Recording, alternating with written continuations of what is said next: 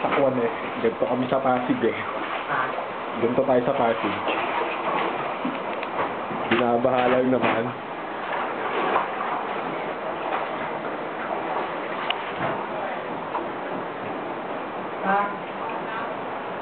Ang aming CR.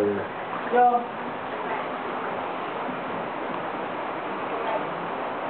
Baka.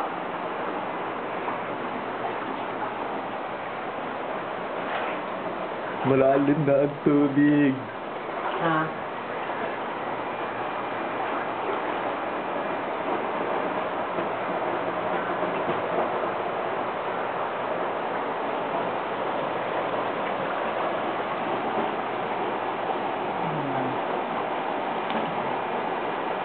Nakahuli ka ba ng isda? Malaki-laki yan, Buya. Ano, bigat to. Iiyaw natin yan. Pulutan natin yan mamaya. Nanginginig na ako. Alam mo na. On man.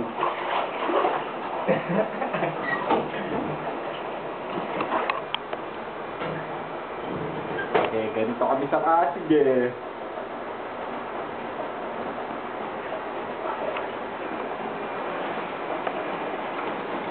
Niligo pa ako eh.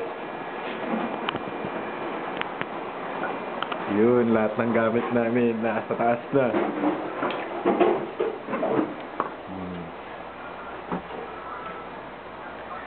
Dito na lahat ng gamit namin. Pero ang astig, naka-YouTube pa kami. Basta ay baha na nga.